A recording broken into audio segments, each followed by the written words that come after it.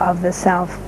And you have, Buddhists going all over the world, and you have all these meetings and all these symposiums and everything, and you have Indians going overseas and the gurus and things like that. And I think that is the one thing that you can really bless the world, because in these trying times, we need reality to cling to. We cannot cling to wars all over the place. We can't, we have wars, just two people talking to each other, where you see them shooting themselves and everything, and it goes off into a bigger scope. India has a lot of brain power. And again, as I said, Kerala is a great representative of that. We can do a lot here in Kerala, as we are doing with you. We can go into just about anything in Kerala, because when you go to Europe and you go into some countries, still the mentality is different. The Indians are so prepared for, and my goodness, try bargaining with an Indian. you don't. They always get the best hand, which is fun, actually. So you're great merchants, and you're always smiling with these wonderful white teeth. And so you win us over. You have a built-in thing here that other parts of India have, but it's not like in Kerala. You're innovators. Again, Ayurveda, almost everything came from India. From Kerala? Excuse me, yes, from Kerala, definitely. And the experience with Kalari and Ayurveda? And yes, Ayurveda, I have, I'm board certified with the Calcutta Board of Alternative Medicine. I have a degree, a PhD from the Open International University in Calcutta.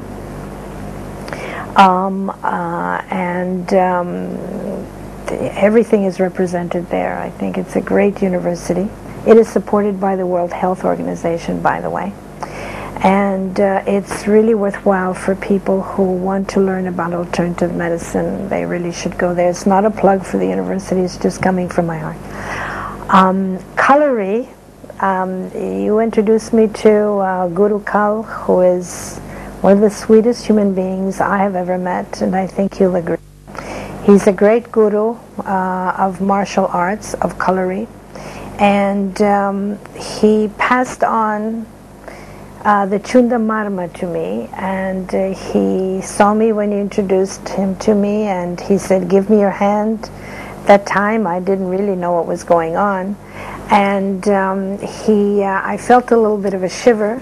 I thought I've eaten something, but usually I'm okay with that.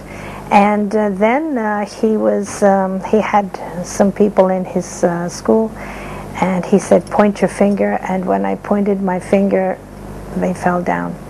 And I was filled with such compassion, because I don't even kill flies. I say, "Thank you for visiting me. Now it's time to go," and gently push them out with a towel. But for me to have this thing, this was like totally out of context for me. And then I wondered, why has this great man decided to pass this to me? And eventually I'll have to pass it to someone.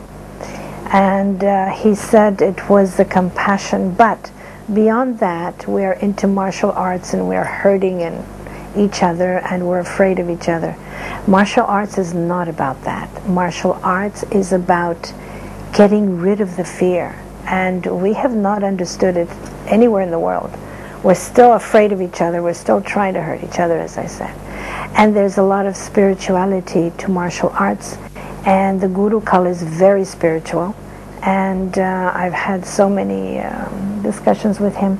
And what we're doing with the martial arts, which when you point your finger and the person falls down, this is bioenergy coming through the hand. For example, I think I speak with my cell phone, but I really don't speak with my cell phone. I really don't need it, and we're coming to that point.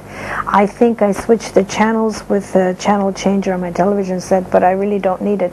I'm doing that with my bioenergy.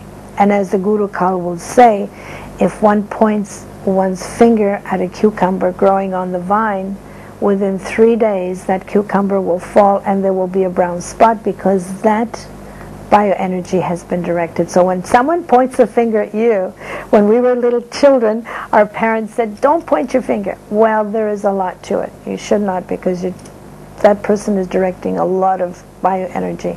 Is it going to be good or bad, or can you control the bioenergy? In everything I've learned about the ancient texts, and even in the Bible, I think every 33rd page it says, there is no good and there is no bad.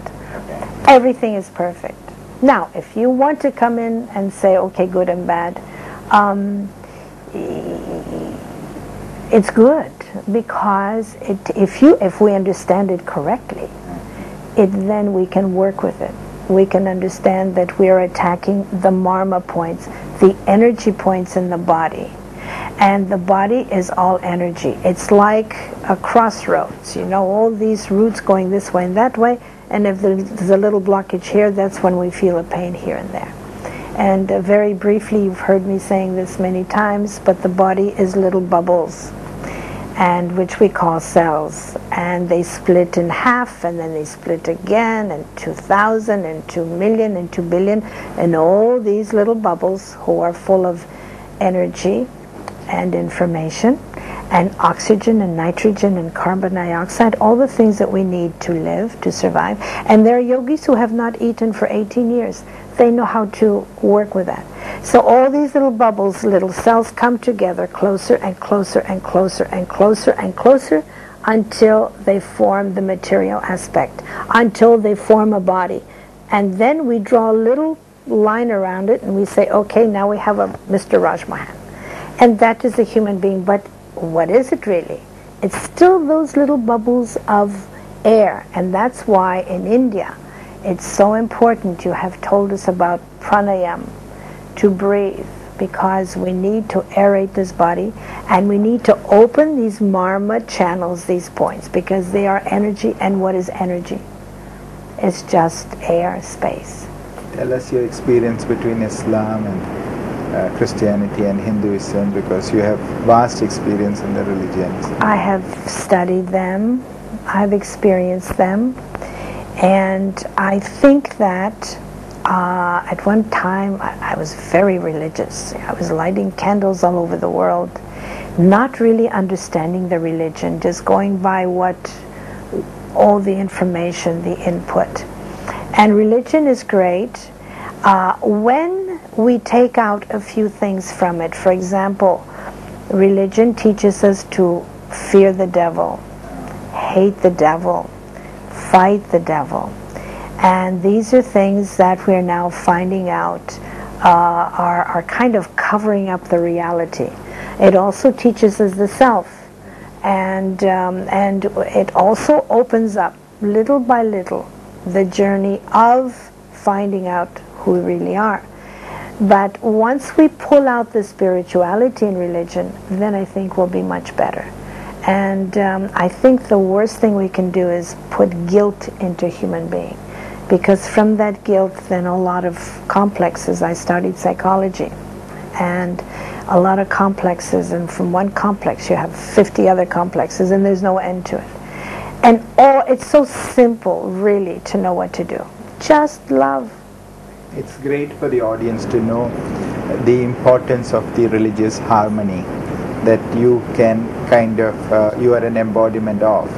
Your visit to Hajj, or your visit to all the holy places, whether it's Christianity, Hinduism or Islam, or your ability to even recite Arabic parts of the Islam.